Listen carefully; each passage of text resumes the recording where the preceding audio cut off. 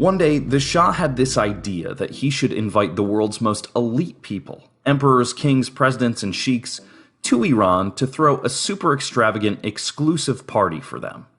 He believed that this multi-day event would boost Iran's global image. It would show the world what a magnificent country it had been, and how it's reviving its lost glory, its lost position as a superpower. They didn't have grand hotels or luxurious castles to keep their elite guests, so after much consideration and going through different options, they chose a desert, the dry, dusty, desolate patch of lands of the ancient city of Persepolis, as the venue for the event. It was decided that a royal village would be set up in these deserts using tents, but first they would turn these deserts into a forest, so they imported trees, an incredible number of trees. Around 15,000 trees and an equal number of flowering plants were flown in to be planted on site. Iran was already suffering from an acute water shortage, so planting trees in the desert for a 3-day event was an insane idea. To populate the newly made forest, the Shah imported 50,000 songbirds from Europe and released them on the site.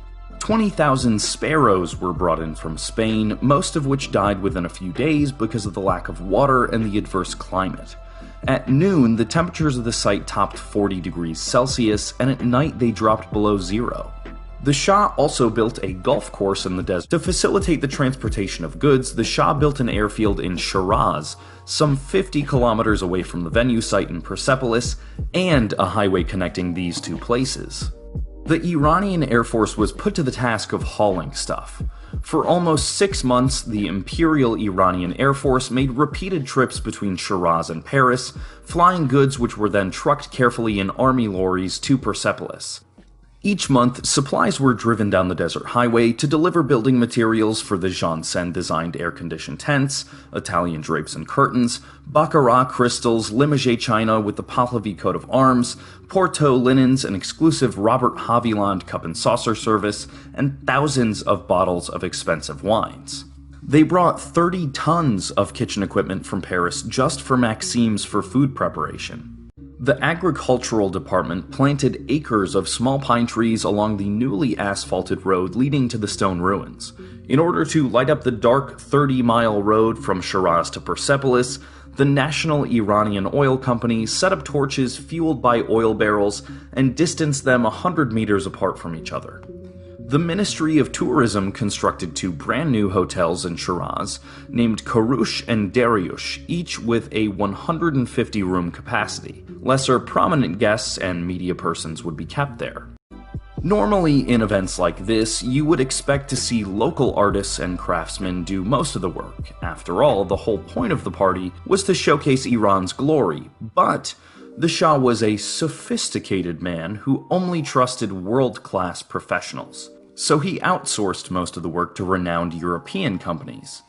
To build the royal tent city, the Shah hired the famous Janssen company from Paris. Janssen came with a plan to build air-conditioned luxury suites and drape them with traditional Persian cloth to make them look like tents.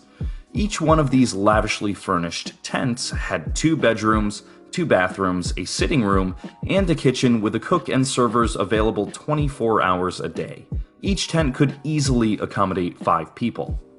Hundreds of French architects, interior designers, and craftsmen worked for over a year to build these tents. In 1971, Iran threw an extravagant and exclusive party to commemorate the 2500th anniversary of the Persian Empire. The party had a grandeur never before seen in the world's recorded history. It had delicious food from the world's best restaurant, exquisite drinks, luxurious accommodations, medieval European-style decorations, and more importantly, the party had the most decorated guest list.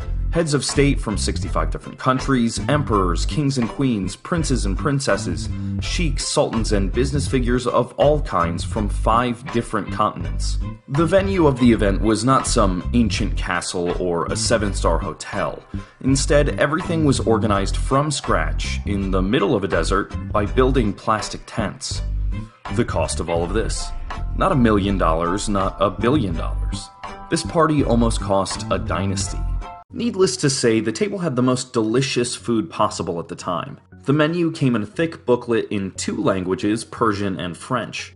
Without getting into the details, I'll leave you with the fact that they even had roasted peacock meat on the menu that was served with restored tail feathers. 600 guests feasted on a menu never to be repeated or forgotten for almost 6 hours, making it the longest and most lavish official banquet in modern history, as recorded in successive editions of the Guinness Book of World Records. Everyone and everything was there, but if there were something missing from the party, then it was the Iranians themselves. To maintain the exclusivity of the party, the Shah hadn't invited his own ministers. Only a handful of those who were looking after the preparation were present.